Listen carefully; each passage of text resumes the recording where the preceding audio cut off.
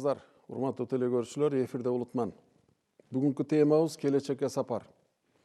Келечекке сапар деген теманын алдында мамлекет үчүн, биздин элибиз үчүн бир адал иштерди жасайлы деп көптөн бери чуркап жүргөн коомдук уюмдун өкүлдөрү, илимдин өкүлдөрү, ар кандай атуулдук позицияда жүргөн азаматтар, жигиттер бар.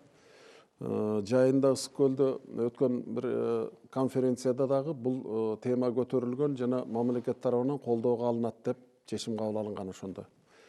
Эмне үчүн ошондой болду? Бул келечекке сапардын өзөгүндө жаткан бирден бир тема бул мамлекетчил, мекенчил азаматтарды кантип тарбиялайбыз, туурабы? Ушундай. Ал эмнеден келип чыгып атат? Мына 25 жылдан бери, башкача айтканда капитализм келгенден бери өзүңүздөр көрүп атасыздар, адамдагы эки мүдөө, биринчиси руханий мүдөө, экинчиси материалдык мүдөө. Материалдык мүдөө руханий мүдөөнүн үстүндө чыгып тайралактап атканына 25 жыл болуп калды. Материалдык мүдөө үстөмдүк кылган жерде руханий дөөлөттөр өлө баштайт, билесиздер. Руханий дөөлөттөр өлө баштаган жерде эч кандай патриотизм, эч кандай бир мекенчилдик, же болбосо башка түшүнүктөр болушу мүмкүн эмес. Көр оокаттын кулуна айланып калат адамдар. Биз кыргыздар өмүр бою ушу көкүрөктү бийик тутуп, көр дүйнөнүн артынан түшпөй, бийик идеалдар менен жашап келген элдин тукумдарыбыз. Бүгүнкү заман бизди майдалап бараткандай да. Ошондон улам элдин ичиндеги мына ушул азыркы мен айтып өткөн коомдук уюмдун өкүлдөрү сыяктуу эл каяка баратат, коом каяка баратат, эртең бүрсүн ушу ойдон жүрүп отурсак, мамлекет үчүн, эл үчүн күйгөн азаматтар чыгабы, чыкпайбы деп түйшөлүп, ошондон улам өз ойлорун ортого салалы деп, силерге телекөрүүчүлөр айталы деп бүгүн жыйналып отурушат. Мен тааныштырайын, мына оң жагымда Мелис Мураталиев, Бак Дөөлөт коомдук фондунун жетекчиси. Көп жылдан бери мектептерде, башка жактарда ушу балдарга келечегине түз жол көрсөтөлү деп убара болуп чуркап жүргөн жигиттин бири. Кадыржан Райымбеков коомдук ишмер, экономик илимдердин кандидаты. Андан кийин Гүлнур Берикбай кызы Бак Дөөлөт коомдук фондусунун мүчөсү.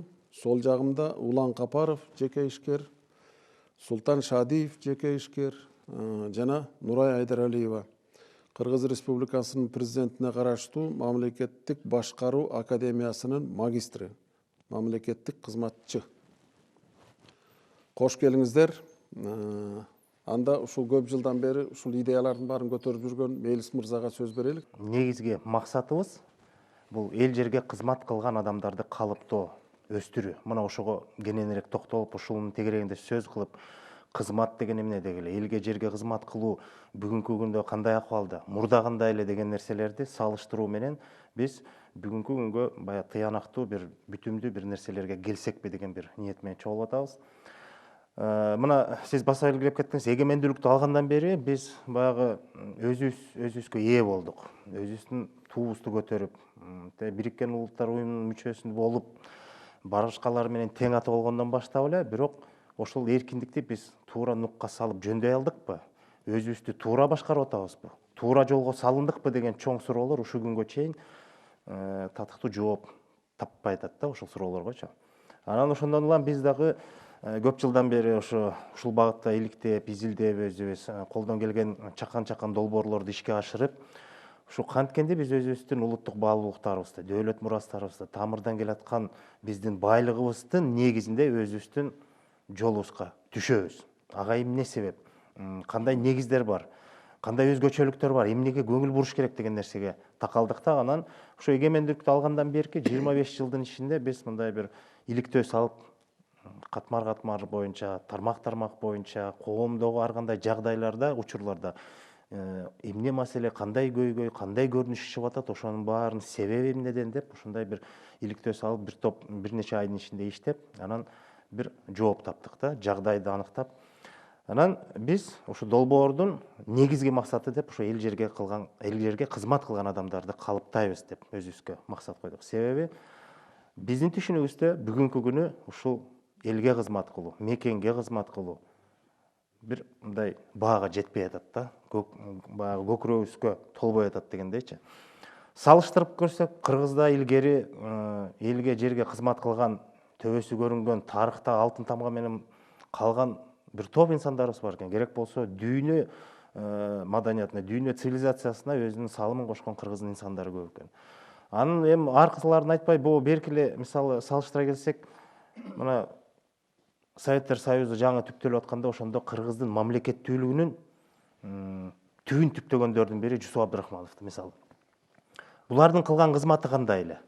Чын эле мындай карап көрсөк, баягы биз баарыбыз билебиз, 30-жылы ачарчылыкта ушу сталиндик режимге каршы туруп, бийликтин буйругуна каршы туруп, өзүнүн элинин, жеринин кызыкчылыгын коргоп, башын канжыга сайып, бирок элин аман сактап калды да. Мына ушундай өрнөктүү кызматтар бүгүн көрүнбөй атат. Ал жерде мисалы Жусуп Абдрахмановдой болгон дагы катар биздин ушундай улуу инсандарыбыз бар. Алардын кылган кызматы, мен ойлойм да, бүгүнкүдөй болуп бир нерсе менен эсептешүү, анын артынан атын чыгаруу, же болбосо өзүнүн милдет доосун айтуу эмес. Бул жерде чыныгы күйгөндүк, эл жерине болгон элинин камын көрүү, элине жоопкерчиликтүү мамиле жасоо. Элдин кызматындасыңбы? Демек ошончолук жоопкерчиликти тартып ошондой кызмат аткарышты. Бүгүнкү күнү бир аз салыштырып карасак, бүгүнкү күндө ошондой элдин кызматындабыз, элдин кызматын аткарабыз дегендердин арасында ошондой Жусуп Абдрахмановдой, Тыныстановдордой, же болбосо Төрөкул Жанузаковдордой баягы эң биринчи мамлекеттүүлүктүн негизин Түркистан округунда көтөрүп чыккан маселени түптөп, момундай болобуз, биз өзүнчө элдүүлүгүбүз бар, эл болгондон кийин өзүнчө мамлекетти түптөшүбүз керек деген маселени койгондордун бири да. Булар келечекти көрүп, анын ар жагы эмне болот? Элдин элдүүлүгүн сактоо менен анын мамлекеттүүлүгүнүн баягы калыптандыруунун үстүндө иштеп келген, ошондой кызмат өтөгөн адамдар эле да. Бүгүн бизде алардын алдында социализмди курабыз деген бир чоң идея бар эле. Советтер Союзу боюнча кетип аткан, анан кийин күргүчтөп бүт адамдардын баарын аң сезимин ээлеп турган. Социализм болсо адамдардын теңдиги, акыйкаттык, адилеттик деп, анан адамдын өмүр бою эңсеп келген ушул да. Тарыхтан. Биринчиден улуу максат, туура айтасыз. Азыр болсо айтып атышпайбы? Биздин идеологиябыз жок. Анан кийин каяктан биз андай мекенчилерди тарбиялайбыз деп. Сиздер каягынан көрүп атасыздар ушул мекенчилерди? Биз ушу эгемендүүлүктүн мына 25 жылдыгын быйыл белгиледик. Ошол учурда эгемендүүлүк алгандан берки убакытты терең иликтеп карап көрдүк да. Ошону карап көргөндө негизинен биз ошол келечекке сапар иш долбоорун иштеп чыгып атканда алдыга койгон максаттарынын негизги бир 3 кырынан карадык максаттарды. Бул жана элге жерге кызмат кылган адамдарды биринчи калыптап, анан өстүрөйлү деп атпайбызбы, чоң максат. Ошол биринчиси ушул адам элдин аң сезимине, туюмуна өзгөртүү киргизиш керек экен. Эмне себептен? Себеби биз ошол эгемендүүлүктү алгандан бери карап көрсөк, алгачкы жылдарында биздин ошол элдин жүгүн көтөргөн билгилер, көсөмдөр абдан эл үчүн кызмат кылышкан. Кандайча? Мына мисалы үчүн легендарлуу парламент деп айтып жүрөбүз көп убакыт эле. Ошол убактагы биздин атка минерлер элге кызматты ушул түптөйлү, жаңы конституцияны алайлы, өзүбүздүн жолубузду табайлы деп кызмат кылып келишкен. Ал эми 2000 жылдан берирээк карап көрсөк, мындай иликтеп карап көрсөк, бизге ошол элдин жүгүн көтөргөн билгилердин баалуулуктары же болбосо алардын багыттары өзгөрө баштаган.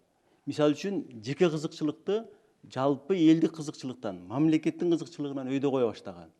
Эмне себептен? Себеби сырттан кирген башка баалуулуктар же болбосо материалдык баалуулуктар, акчаң болсо, байлыгың болсо, анан бийлигиң болсо баары болот деген түшүнүк көкүрөгүн орной баштаган. Бул жана сиз айткандай кыргыздын тамырынан бери жат көрүнүш болгон.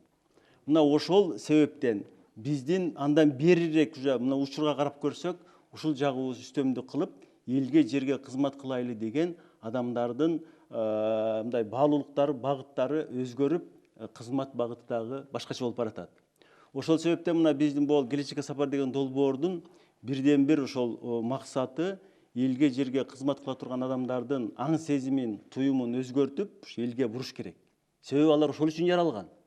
Экинчиси ошол жалпы элдин сезимин бийиктетиш керек, көтөрүш керек. Аларда мынакей биз кыргыз элибиз кылымдарды карыткан эл, биз ушундай кемеңгер айкөл эл деген түшүнүктөрдү биз өзөгүбүздөн чыгарып баратабыз.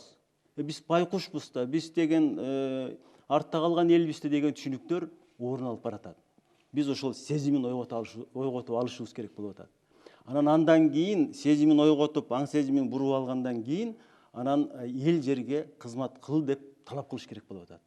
Мына ушунун бардыгы келечекке сапар деген долбоорубузда бизде ошол буну ошол жана мектеп курагынан дейбизби, ошол убактан баштап элди тарбиялап, анан азыркы учурдагы билгилерди дагы буруп, элге кызмат кылуунун багытын көрсөтүп, ошолор менен иштеп, ошолорго билим берип, бир топ убакытка созулган келечекке сапар деген программа болуп эсептелет. Айтсаңыз, сиздер ошол программаны жазып атканда адамдардын жаш өзгөчөлүгүн сөзсүз карадыңыздар да. Ооба. Ошондо мына жаш муун жаңы төрөлгөн балдардан баштап, кайсы жаштан баштап балдарга ушул түшүнүктөрдү берсе болот экен. Биз өзүбүздүн тажрыйбабызга таянып айтсак, биз азыр ошо 10 жашар балдардан баштап ушул багыттуу иштер менен ошо программаларды иштеп чыгып, ошо Ал балдарга эмнелерди айтып атасыздар? Ал балдарга жанагы көчмөн конушу деген атайын программабыз бар. Бул эми жайында эс алуучу лагерь түрүндө өтөт. Мектептен сырткары убакытта, баягы эс алып аткан убакытта турмуш тиричиликтин негиздерин үйрөтөбүз. Кыргыздын улуттук баягы алар оюнга карак болот да. Аларды ойнотуп, көңүлүн ачып, табиятка чыгарып, кооздукту, сулуулукту, табияттын өзгөчөлүгү, башка элдердики география менен салыштырып мисалы. Анан мисалы биз баягы көчмөн эл болгондон кийин ат мингизип үйрөтүп, аттын жүрүшү кандай болот деп түрлөрүн айтып, өң түсүнөн бери анан кыргызда баягы жан жаныбарлардын өң түстөрүнүн кандай өзгөчөлүктөрү деген жөнөкөй нерселерден баштап, анан мисалы же болбосо мастер класс деп коебуз, баягы көрсөтмө сабактарды үйрөтөбүз. Ошол эле кыздар мисалы сайма саюу же жүн менен иштөө дегендей, балдар болсо мисалы өткөндө биз ушул 2 жыл катары менен иштедик. Чопочордун кандай жасалышы болот деп. Балдар өздөрү ошол жанагы устасы келип жасап атса, ошо чопочорду Асылбек, балдар келип аралашып өздөрү ошо чопону ыйлеп, кармап көрүп, кандай болот деп, анан бүткөндөн кийин үйлөп, үнү чыккандан ошого кызыгат экен да. Бул жөнөкөй эле чоподон ушундай аспап болуп туруп, анан кандай жагымдуу ыргакты жаратарын уккандан кийин анан сыйлай баштайт. Анан ошондон 1-2 күү черткенден кийин ал балдар ошого кызыгып, ошол күүнү сурайт. Бул кимдин күүсү, кандай деп кызыгуу пайда болот. Биздин негизги максатыбыз баарын үйрөтүп мүмкүн эмес. Кызыгуу жаратсак, бизде бай казынабыздын баары бар. Бизде маселе мындай болуп атат. Бизде бар нерсе бирок кызыкпай атат жаштарыбыз. Башка нерсеге кызыгып атышат. Бизде көп жылдан бери айтылып келаткан кайдыгерлик бар да. Сиздер бир нерсени бир карап көрдүңүздөрбү? Ошо кичинекей балдарды жайлоого алып барганда кыргыз баласы атка мингенде жан дүйнөсү өзгөрө түшөт да. Анан көкүрөгү каякадыр алып уча баштайт. Ушул бар бекен азыркы балдарда? Негизи биздин каныбызга сиңген, жан дүйнөбүзгө жаккан акыл тизмегибизде бир терең катмарында калып калган сезимдер болот экен да. Анан ошону кайра козгош оңой эле экен. Кыргыздын жан дүйнөсүндө уктап жаткан нерсе баары бир ал козголчу бир ачкычты тапса эле ал козголот экен да. Кыргызды эмне козгойт? Жалпы кичинекей бала эмес, чоң эле кишилерди деле көп аттын жүрүшү козгойт экен. Ошол табияттагы аттардын кишинегени, аларга мингенде анан ошол ат жалынын үстүндө чаап бараткандагы нерсе ойготот экен да, кадимкидей балдарды дагы, чоң кишини дагы. Эгер адам түмөн түйшүк тартып, бир өзүнүн жанакы көңүлү чөгүп аткан учурда дагы жайлоого чыгып, жаш курагына карабай, жаш болобу, кары болобу, ошо ат жалынын үстүндө өзүнүн сергип, өзүнүн бир өзгөчө уктап жаткан нерсесин ойготсо болот экен да. Анан биз ошол ыкмаларды колдонуп, балдарга атты мингизип, аттын үстүнө желдирип, эми кичинекей балдарды чаптыра албайсың, желдиргенде эле алардын көзүнөн эле байкаса болот да. Жакшы акыл бул күнүмдүк түйшүктөн адамды арылтат экен. Асыл акыл бул келечекке жол чапкан акыл болот экен да. Анан биз ушу 25 жылдык тарыхыбызда жакшы акылга өтө көп маани берип, күнүмдүк карыздан кутулсак экен, күнүмдүк түйшүктөн чыксак экен деген нерсеге басым коюп атып, асыл акылыбызды көшөгөлөп койдукпу же болбосо таптакыран унутуп калдыкпы, ошондой болуп атат да. Анан биз ушул асыл акылга баа койсок, басым койсок, асыл акыл менен биз келечекти түптөп алсак деп, анан ошо иликтөө жүргүзгөндө биз деген жеке эле кичинекей балдарды эмес, аксакал кандай болуш керек, байбиче кандай болуш керек, мырзалык деңгээли кандай болот, жигиттик деңгээли кандай болот, анан жөн эле адам катары жашаган адамдардын түйшүгү эмнеде болот, анан пенденин түйшүгү эмнеде болот, ошонун баарын иликтөөгө алып, ошонун баарын эске алдык да. Азыркы учурда ушул жашообузда көп эле укукка аябай чоң басым жасап атабыз да. А укуктан тышкары милдет бар экенин көп адамдар эске албай калып атат. Ал милдет баладан баштап аксакалдык милдетке чейин барат. Аксакалдык милдет эмнени камтыйт? Балалык милдет эмнени камтыйт? Эрдин милдети эмне, күйөөнүн милдети эмне, аялдын милдети, эненин милдети деп көп нерсеге токтодук да. Анан эң негиздүүсү бул эме болот да, аталык анан энелик милдет. Анан бизде ушул аталык милдетти үй салып берсем, машина алып берсем, окууну окутуп койсом, анан бир жашоосуна, тирдик жашоосуна жардам берсем болуп эле калып атат да. А атанын милдети мурасты өткөзүп берүү, элди таанытуу, жагдайга иликтөө салдыруу, ошол нерсе калып калып атат. Анан азыркы учурда энелик милдет деп баланын кийимин жууп, тамагын бышырып, бир күнүмдүк жашоого тийиштүү нерсени эле берип койгонду мен энелик милдетти аткарып атам дегенге жатып калып атат да. А бирок илгери Кыргызда мындай сөз барчу, сыңар эмчек деген. Азыркы энелер эгерде илгеркилердин сөзүн айтканда сыңар эмчек боло атышат.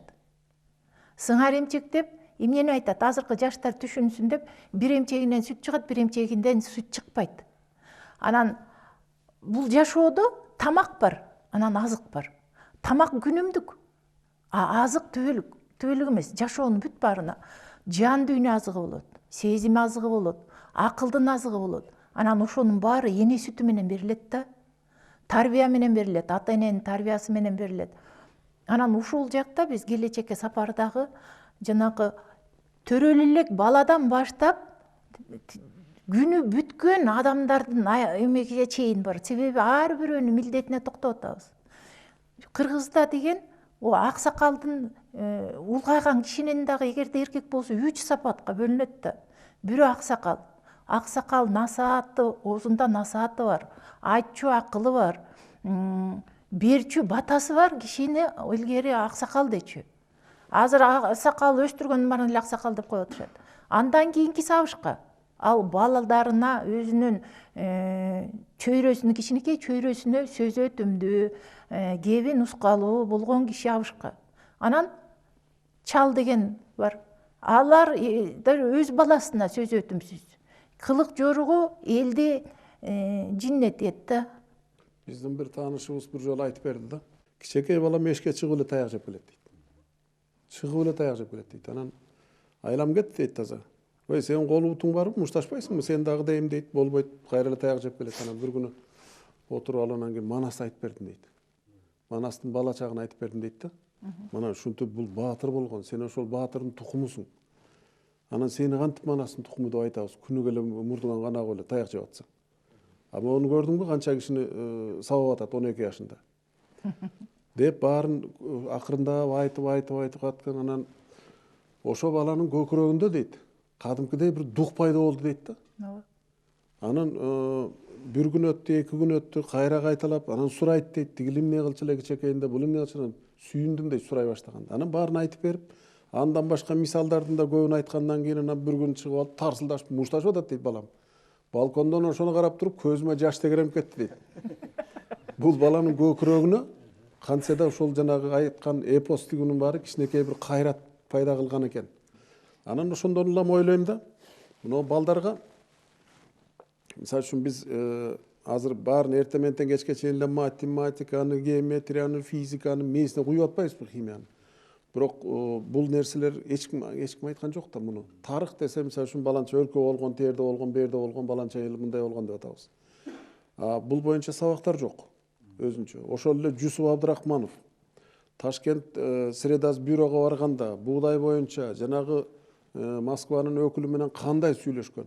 Ошол Жусуп Абдрахмановдун мисалын айтып, көкүрөгүнө bir дух бериш керек экен да балдардын. Сезимди ойготуу жана сезимди бийиктетүү деп атпайбызбы? Ооба.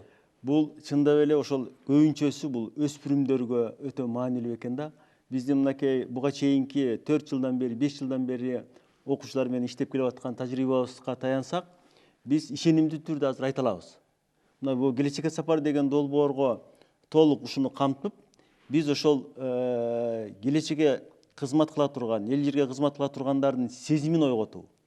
Ошол сезимин ойготкондо жанагы ойноп аткан убагынан баштап, 8 жашынан баштап тарбиялап, андан кийин уже сезимин ойготкондон кийин бийиктетип, жанагындай ишенимге, күч кубатка келип калгандан кийин сыймыктанып, анан эми сенин милдетиң элге жерге кызмат кылышың керек деген программабыз бул келечекке сапар долбоорунда камтылган да. Кызмат тууралуу да бир сөз.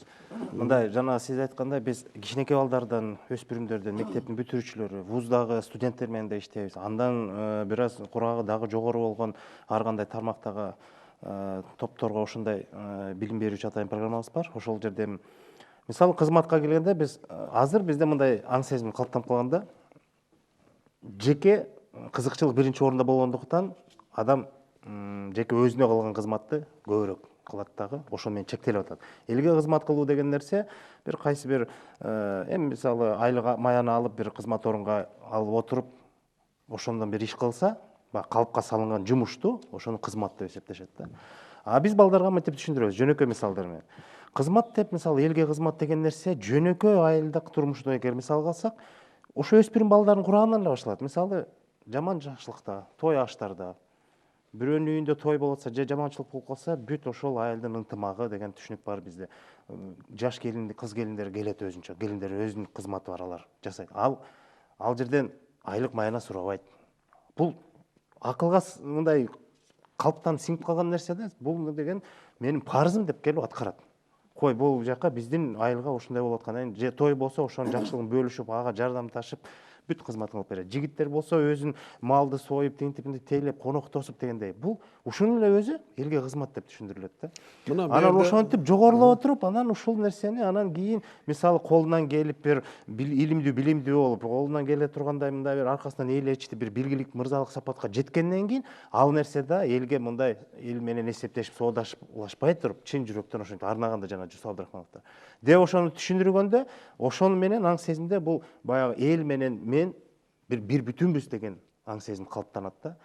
Биз жана келечекке сапар деген долбоордо негизги бул адам болуп жаралгандан кийин адамда бул өзүнүн жүгү болот жана өзгөчө милдети болот да. Бул жүк деген эмне, милдет деген эмнени так билип алышыбыз керек да биринчичи. Бул милдет деген бул адамдын каалоосуна баш ийбейт. Милдеттин түрү көп. Бирок ошол милдет сага талапты кое берет. Эгер аткарбасаң, аткарсаң, анда тынчыраак жашайсың деген да. Бул кичинекейден баштап адамга сиңе берет. Бул милдет дегенчи. Мисалы, ошол милдеттин түрү аталык милдет деп айтып кетишти. Анан балалык милдет, жарандык милдет жана башка милдеттер бар да. Мен азыр ошол жанагы келечекке сапар долбоору болуп аткан үчүн мен балалык милдетти түшүндүрүшүбүз керек да. Бул балалык милдет деген мисалы ушул баланы чоңойткондон кийин бала ата-энесин карабай койду. Бул чөйрөдөгүлөр айта баштайт. Ушул жаман бала экен. Мына ушинтип өстүрдү эле, өндүрдү эле, кийинтти эле, ичинтти эле, бирок карабай атат деп элге жаман аттоо боло баштайт. Бул бир кыры. Экинчи кыры бул ата-эне деген бул байлык. Анткени кандайча байлык дегенде ушу ата-эне көрбөй калган кишилер бар да.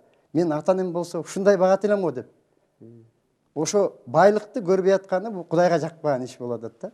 Муну түшүндүрүш керек экен да. Үчүнчү маселе бул баягы ата-эненин балага болгон нааразычылыгы, мына милдетин аткарбаганда. Нааразы болот, кыйналат, кысталат. Анан ошо киши атасына нааразы болгон, ата-энесине нааразычылыгын алган баланын иши жүрөбү деген сөз бар. Турмуштан кыйнала берет, анан ар кимден издей берет. А бирок ошол адам турмуш ошол баягы жазылбаган мыйзам адамга талапты кое берет. Муну биз турмуштан деле иликтесек болот. Мына сиздер балдарды кантип тарбиялайсыздар деп сурайын деп атпаймынбы? Өзүңүздөр мына материалдык дүйнөдө аралашып жүрөсүздөр. Эми бул бала тарбиялагандардын баарын биз руханий дүйнөнүн өкүлдөрү деп коебуз да. Чынында. Себеби алар ушул күнү түнү менен ойлонгон ушул болуш керек. Жакшы маанисинде да. Биз айтып атпайбы, балдарды жанагы акча таап келип эле баягы проблеманы чечип койдук деп ойлойбуз да. Бирок балдар, мисалы чоң киши эмне үчүн ыйлайт? Бүгүнкү күндө чоң киши ыйлайт, акча жок болсо ыйлайт, акча болсо күлүп калышат. Анан азыр көпкө деле чыдабайт да, көпкө деле убакытка жетпейт. А балдар ыйлап атса, балдарга акчанын кереги жок. Балдарга мээрим керек. Балдарга сүйүү керек. Ошол сүйүү ата эненин алуу берүү мыйзамынын берүү мыйзамы да. Балдар эмне үчүн кийин сени карабай коет деген эмени түшүндүрүш керек да. Анткени сен мээрим албаган бала, ошол ата эненин мээрим албаган бала эч качан кайра ошол мээримди бере албайт. Бергизи келет акылынан, бирок жүрөгүнөн бере албайт мээримди. Сүйүүнү бере албайт да. Эгерде бала ушул ата энеге мындай мээрими жок болсо, ал мекенге мээрим төгө алабы деген сөз бар да. Ошон үчүн балдарга көбүнчө көп убакытты бөлүп, аларды ушунчалык баягы оюна баягы бир жакшы ой болсо ошону улап, мына сен кийин келечекте ошо кыргызга кызмат кыласың, сенин тиги элге кызмат кыласың деп оюн чоңойтушубуз керек биринчи. Мына ушул маселе боюнча Түшүнүктөрүн көбөйтүш керек. түшүнүктөрүн көбөйтүш керек. Сиз эмне кошумчалайсыз? Мен ушул мамлекеттик кызматчы катары бул долбоор аябай мамлекеттик кызматчыларга керек долбоор деп ойлойм да. Анткени могу биздин 70 жыл бою союз учурда, андан кийин эгемендик алганыбызга 25 жыл болду. Бир иштеп эле атабыз деп ойлойбуз. Билим жетиштүү, мыйзамдар грамотно аябай так жакшы жазылган. Анан эмне эле мамлекетте сөнүкпөй атат деген ой келет, суроо келет да. Анан мен бул сөзүмдү ошол бир притча деп коет орусча, ошо менен айта кетсем, бир 3 адам таш ташып атып араба менен дейт. Анан биринчи адамдан сураса, ал айтат: эмне кылып атасыз сен? Ушундай жини менен, ачуусу менен көрбөй турасыңбы? Мен таш ташып атам дейт. Экинчи адамдан сураса, мен ушул таш ташып, нан таап, үй бүлөмдү багып атам дейт. Үчүнчү адамдан сураса, ал мен мектеп куруп атам дейт. Үчөөнүн кылган кызматы бирдей эле. Арабага салып таш ташып атат. Мен муну менен эмнени айтмакчымын? Азыркы мамлекеттик кызмат болобу, медиктер бүт эле ишкерби, ушул адамдар ушундай бөлүнүп калды да азырчы.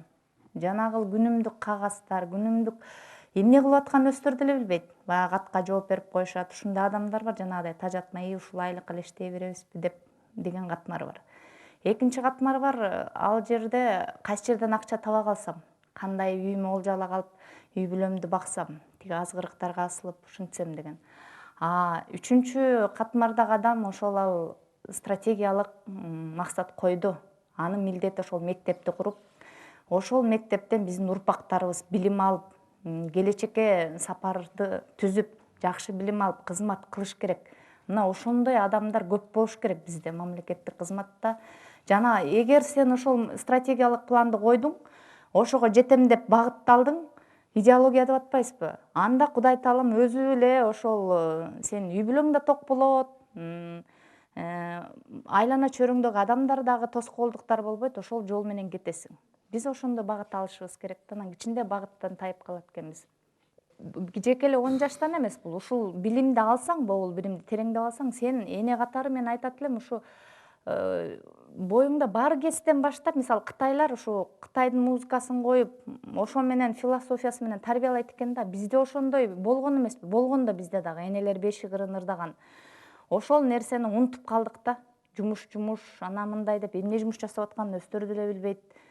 Күнүмдүк эле мындай күн өткөрүп болуп атат да. Ошон үчүн ушул кыргыздын укралыгын сактап, этномаданият дейт. Этномаданият деген, этно деген ошо салт санаабызды, улуттук көрөнгөбүздү ала жүрүп, анан бул азыркы аламдашу заманда башка нерсени, мисалы анда нанотехнологияны колдонбой эле койбойлубу деп да чыгышы мүмкүн да, улуттук десек. Аны дагы кошо жакшы сапаттарын ала жүрүп, ошонун баарын колдонуп, анан өсүп кетишибиз керек деп ойлойм да.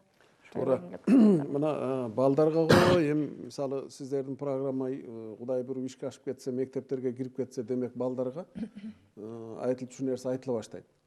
Бирок аларга үйүндө азыр айтыш үчүн ата энелердин өзүндө түшүнүк болбой калып атпайбы? Жусуп Абдырахманов ким десең азыр ырчы дейт. Мына Чыңгыз Айтматов ким десе куудул деп атпайбы? Айтматовду кечээки мына ошол жерде жүрүп кеткен Айтматовду билбей атат балдар. Студенттер.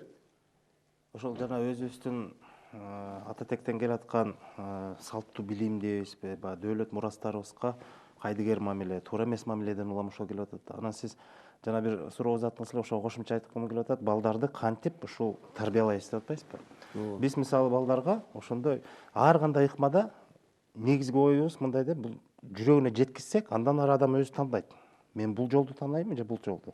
Биз айтабыз, адамда жүк деген түшүнүк болот.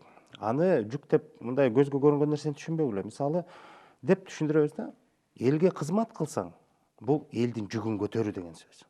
Сен ошол кызматты аткарып атканда сенин жакшылыгың, сенин билимиң, адис көйлөгүң менен табылганын баары сен эле эмес, сенин жакындарың, эл журт кубанып, сүйүнүп, жашоосу оңолуп кетсе, алкыш батасын берсе, сен ошончол кадыр баркка жетесиң да, сен мына эл кызматындагы адам сен болосуң деп. Бул жакшы жүк. Бирок бул дагы оңой эмес. Элге кызмат кылам деп эле жөн эле жулкуна бербей, анын үчүн сен билимге толушуң керек, анын үчүн сен тажрыйба топтошуң керек, анын үчүн сен элдер менен алака түзүп, мамиле түзгөндү үйрөнүшүң керек деп. Мына жүк деген ушул. Демек, ар бир нерсенин кызматтын жүгү бул деген ошону тете болуш керек. Ошонун талабына жооп бере турган бир талаптар да. Мындай тарап эмес, билим болобу, тажрыйба болобу, ушул негиздер. Эгерде сен адашып туура эмес кылсаң, же туура эместик, жүктүн экинчи түрү болот, бул туура эместиктен тапкан жүк болот да. Бул деген мисалы сен бирөөнү ак жерден күнөөлөсөң, же алдасаң, же уурдасаң, бул жерден сен каргыш аласың, алат аласың, нааразычылык аласың. Азыркы мыйзамдын тили менен алса жазаланасың. Болбой калды дегендечи. Бул жүк сени өмүр бою сени басып турат, каралап турат. Сенин алдыга койгон кадамыңа жолтоо болуп турат. Эгер ошондой туура эмес жүк тапсаң. Мындайлар эзелөө оңолбойт. Биринчиден, экинчиден, анын бул жүк, кээ бир жүктөр эгер туура эмес, абдан бир чоң, туура эмес мындай зыяндуу, күнөөлүү иштер жасасаң, мисалы элге каршы чыксаң, жериңди сатсаң, элиңди атсаң дегенге чейин түшүндүрөбүз да. Анда bundan келген жаман жүк сени басып, сенин тукумуңа чейин барат, же тукумуңду курут кылат, же болбосо ушундай бир азаптын алып келет. Себеби ал кое бербейт. Элдин көз жашы, каны, бул нерсе жашоодо ушундай болот деп, анан жашоодогу болгон тарыхый болобу, же бүгүнкү көрүнүштөрдөн мисал айтып, кана кимиси жыргап атат деп, ошол нерселерди келтирип айтканда, балдардын аң сезимде ушул түшүнүк орнойт экен. Мен жакшы жүк көтөрүп, элге кызмат кылып жашаган мага жакшыбы, же ушинтип элге батпай, көрүнгөн мамлекеттерде, көрүнгөн жерде кыргыз болуп туруп, кыргыздын жерине элине батпай калуу жакшыбы деп салыштырганда, анан албетте акыл эси ордунда мындай эстүү адам жакшысын тандайт. Биз ушуну бардык нерсе салыштырганда гана баасына жетеги мүмкүн деп, ушуну жөнөкөй нерселер менен түшүндүрүп атканда, балдар кадимкиде ошону сиңирет экен. Кадимкиде жана биз айтып атпайбыз, бир нече программабыз бар да, мисалы Кыргызстан же Жаш Билгедеги ошо балдарга тереңирээк ушундай сабактарды бергенде, алар ойлонуп, анда мындай турбайбы, биз буга чейин маани бербей, түшүнбөй, кээ бир нерсени эске албай жүргөн экенбиз депчи. Көрсө ушундай болот турбайбы деп, өздөрүнүн максаттарын өзгөрткөндөр бар, багыттарын өзгөрткөндөр бар. Анан сиз айтып атасыз, мына балдардагы ата энеси кайда калып атат депчи. Кээ бир балдар ата энесине барып ошондой таасир этип атат. Ушул жашоодо мондай болот турбайбы деп, биздин сабактарга келип катышып, ошол лекциялардан уккан билимдерди ата энелерине барып, ошону эми кандай жеткирет ал башка маселе, бирок ошол жөнүндө сөз кылганда, козгогондо кээ бир ата энелер ыраазы болуп, баягы келип, көзүнө жаш алып келип, ыраазычылык билдиргендер окуялар да болду да. Себеби демек бул билим баланын жүрөгүнө орноптур. Баланын жүрөгүнө орногонун далили бирөө айтып атат, ата эне балам топ ойноп интернеттен баш чыкпаган бала китеп көтөрүп бизге акыл үйрөткөндө мен ыйлагым келди дейт. Анан бизге келип аябай ыраазычылык билдирип атат. Демек, бул ушул нерсени биз канчалык ушу өсүп келаткан жаш муунга биз чектебейбиз. Мисалы, тигини окуба, буну окуба. Баарын билиш керек, колдон келсе. Дүйнөлөшүү, аламдашуу деп атат, технология, илим, билим бар. Бирок ошол эле убакта жашоонун кээ бир билимдери бар. Ал кагазга жазылып, программага кирип окутулбаган нерселер, жана сиз башында жакшы баса белгилеп кеттиңиз. Бул жана кандан канга касиет болуп, бир улуттук нарк болуп келе турган жашоонун негизин түзгөн бир баалуулуктарды таанытышыбыз керек. Кызыктырышыбыз керек ошону. Ушундай деген нерсе да бар жашоодо. Мындан сен азып калба, же болбосо мындан кур калып калбагының. Себеби ушул нерсе менен сен дагы мындай нерсеге жетесиң деп балдарга түшүнүктүү мисалдар менен жеткиргенде, кадимкиде балдардын көкүрөгүнө ошол уйуйт дагы, анан жүрүм турумунан оңоло баштайт экен. Окуусунан, мамилесинен, ошол эле ата энеге болгон мамилесинен өзгөрүү байкалып атат. Бул жерде биз азыр ушу балдарга бирок көбүрөөк токтолдук. Эми негизи программада бизде дагы бир өзөктүү же болбосо негизги орунду ээлеген бул жанагы элдин бүгүнкү күндө элдин жүгүн көтөргөн билгилерге көбүрөөк токтолобуз да. Анан азыр биз билги дегенде ошо элди артынан ээрчиткен, элге сөз өтүмдүү, элге кызмат кылчу адамдарды билги деп атпайбызбы? Эми азыр бизде жашоодо көзүбүзгө эле күбө болуп жүрөбүз. Канча укук коргоо же болбосо жанагындай күч түзүмдөрү бар. Ошол билгилерди жана жаман жакка кетип атканын күч менен токтото албай атат. Мына биздин ушул Келечекке сапар деген долбоордо айтып атпайбызбы? Алардын сезимин ойготуп, туюмун өзгөртүп, анан биз элге кызмат кылдырайлы деп. Ушул жерде кандайча болушу мүмкүн? Мына мисалы үчүн ошол жана көздөп ушуну алышым керек, ушуну жулушум керек деген адамды кантип токтотушубуз керек? Мына ушул багытта келгенде жана башында сөз болуп кетти, чындыгында биздин канда, өзөктө, кыргызда негизинен жакшы сапаттар көп экен. Эгерде биз ошонун ачкычын таап, ачып, акырындап жүрүп отуруп жанагы жакшы жагын көбүрөөк айтып, анан ошол милдетин түшүндүргөндө, алардын ордун түшүндүргөндө, алардын вазифасын ушу жашоого келген милдетин түшүндүргөндө, ал билгилерде сезимдер ойгоно баштайт экен. Бизде эми жана мектептен баштап билгилерди тарбиялап элге кызмат кылчу адам программабыз бар. Ал өзүнүн жолу менен оңоюраак кетиши мүмкүн. Ал эми азыр учурда дагы биз тезирээк оңолууга барыш үчүн нукту бурушубуз керек болуп атат да. Ушул багытта бизде программада ар бир дубанга, ар бир ошол жергиликтүү дубандык же болбосо райондук, областтык бийликтегилердин деңгээлинде билгилерге өтүүчү атайын программа сабактарыбыз бар да. Анан ошолду биз иш жүзүндө аткарып да көрдүк. Бирок көпчүлүгү мындайда бир фонддун күчү менен же болбосо бир топтун күчү менен белгилүү гана өлчөмдө ишти аткарылат экенсиң.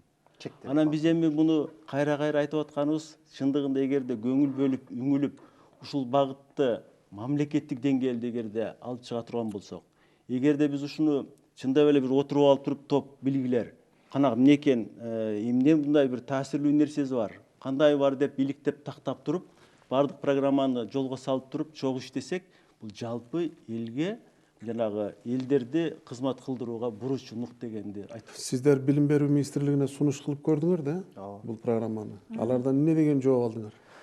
Киргенде бир эле маселеге такалганда, каражатка такалганда эле баары үмүттүн баары үзүлөт экен.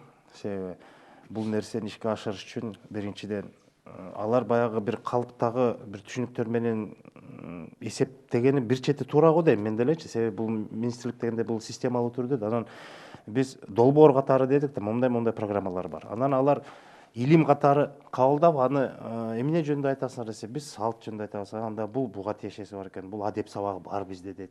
Ал стандартка өткөн дейт. Биз тарыхый мисалдарды келтиребиз, анда бул тарых өзүнчө бар, тарых сабагы бар дейт. Бул жөнүндө, тигил жөнүндө дегенде, анда сен кайсы бир илимге байлабайсың, өзүнчө бир илим болуш керек. Анан аны Билим берүү академиясынан ошол өтүп, методологиясы иштеп чыгып, бүт ыкмаларын, анан ошол предмет боюнча стандарт эгер кабыл алынса, ал боюнча өзүнчө адистик деп бир 5 жылда жогорку билим, жогорку окуу жайда тиешелүү деңгээлде ошол адискөйлөр тарбияланып бүткөндөн кийин, анан мектеп программага ашырса болот. Ошондо бери жагы эле бир 5 жыл, болбосо 10 жылдан кийин бул ишке ашат. Негизи жакшы дейт, бирок азыр ушунун баарына бизде шарт, жагдай, мүмкүнчүлүк жок деп ушундай эле айтышты да. Бирок биз айттык, буну биз долбоор катары. Биз Билим берүү министрлигинен каражат да сурабайбыз. Биз өзүбүздүн күчүбүз менен ушуну ишке ашырып, ушу Бишкек шаарынын борбордук мектеп, борбор шаарыбыздын мектептери менен иштеп көрөлү деп 3-4 жылдан бери азыр кызматташабыз. Алар бизге ошо уруксаатын берип, мектептер менен иш алып барганга, ошол мектептерде балдар менен жолугушканда ошондой имараттарын берип, ар кандай шарттарын түзүп жардам берип атат.